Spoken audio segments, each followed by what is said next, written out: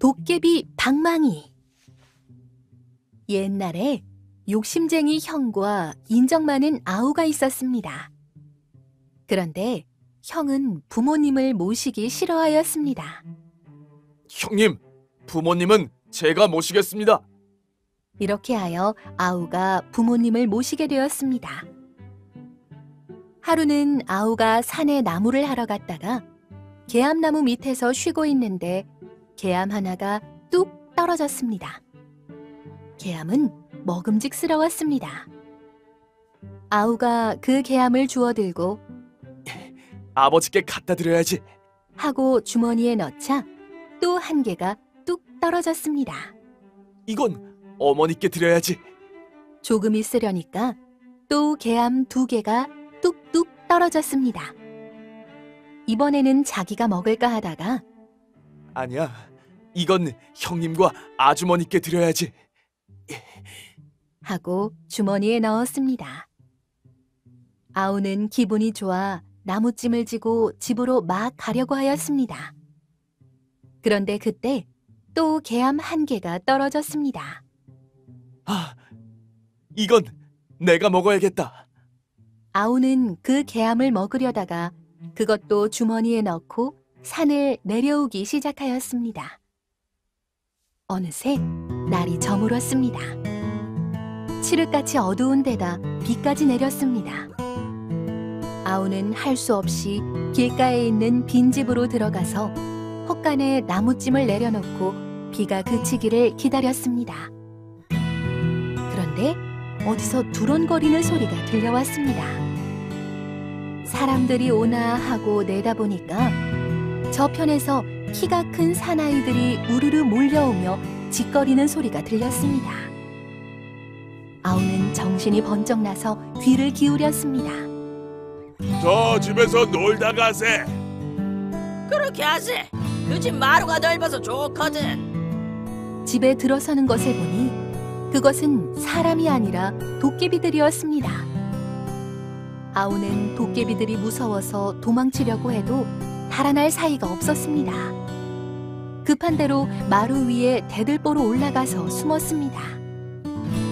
그런데 도깨비들은 대들보에 사람이 올라가 있는 줄도 모르고 마루에서 놀았습니다. 빙 둘러앉아서 무슨 이야기인지 재미있게 하고 있었습니다. 아우는 너무나 무서워 대들보에 착 달라붙어서 눈을 꼭 감고 있었습니다. 그러나 한참 있노라니 무서운 생각도 좀 덜해서 가만히 눈을 뜨고 아래를 내려다보았습니다. 도대체 도깨비들이 무엇을 하고 있지?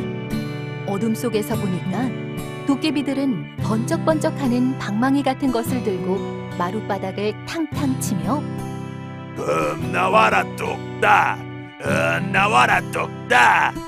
하고 노래를 부르고 있었습니다. 이야, 별난 도깨비들이 다 있네. 그 광경은 참으로 신기하였습니다. 도깨비들이 노는 광경을 한참 구경하고 나니 아우는 몹시 배가 고팠습니다. 그래 주머니에서 개암 1개를 꺼내어 입에 넣었습니다. 이것을 깨물면 개암이 딱딱하여 소리가 날 것 같았습니다. 그래서 아우는 도깨비들이 방망이 칠 때를 기다리기로 하였습니다. 딱딱! 이윽고 도깨비들이 방망이를 칠 때 꽉 깨물었습니다. 그런데도 도깨비들은 귀가 밝아 그 소리를 들었습니다. 이게 무슨 소리야? 도깨비 하나가 방망이질을 멈추고 다른 도깨비들을 바라보며 물었습니다. 천장에서 딱 소리가 났어. 집이 무너지려고 그러나? 다른 도깨비들도 한마디씩 했습니다. 집이 무너지면 우리는 꼼짝 못하고 깔려 죽는다. 얼른 탈환하자. 이 말이 채 끝나기도 전에 도깨비들은 우르르 밖으로 뛰어나갔습니다. 아우는 도깨비들이 도망갔는데도 무서워서 아래로 내려오지 못했습니다. 만일 내려갔다가 도깨비들이 다시 오면 붙잡혀 혼쭐이 날 거야. 그래서 아우는 날이 훤하게 밝기를 기다렸다가 대들보에서 기둥을 타고 내려왔습니다. 그런데 이게 웬일일까요? 마룻바닥에는 번쩍번쩍하는 금덩이와 은덩이가 가득하고 금방망이도 있지 않겠습니까? 도깨비들이 급히 달아나느라고 버리고 간 모양이었습니다. 아우는 금덩이와 은덩이와 금방망이를 모두 다 가지고 집으로 돌아왔습니다. 그래서 금과 은을 팔아 아우는 갑자기 동네에서 제일 가는 부자가 되었습니다. 뿐만이 아니었습니다. 돈이 필요하면 금방망이로 금 나와라 뚝딱, 은 나와라 뚝딱 하여 언제라도 금과 은이 나오게 하였습니다. 형은 아우가 갑자기 부자가 된 것이 몹시 부러워 그 까닭을 물었습니다. 착한 아우는 형에게 모든 것을 이야기하였습니다. 형은 곧 지게를 지고 그 계암나무 밑으로 가서 계암이 떨어지기를 기다렸습니다. 그러자 계암이 한 개 떨어졌습니다. 형은 이건 내가 먹고, 하였습니다. 또 한 개가 떨어졌습니다. 이건 마누라에게 갖다 주고, 형은 계암을 주머니에 넣었습니다. 계암 한 개가 또 떨어졌습니다. 형은 계암을 주워가지고 이건 아버지 갖다 드릴까? 하고 말한 뒤 주머니에 넣었습니다. 또 계암 한 개가 떨어졌습니다. 형은 계암을 주워가지고 이건 어머니 갖다 드릴까? 하고 말한 뒤 주머니에 넣었습니다. 그런 다음 형은 빈집으로 가서 대들보 위에 올라가 도깨비가 나타나기를 목이 빠지게 기다렸습니다. 밤이 이슥했습니다. 어째 안 오지? 형은 조바심이 나서 견딜 수 없었습니다.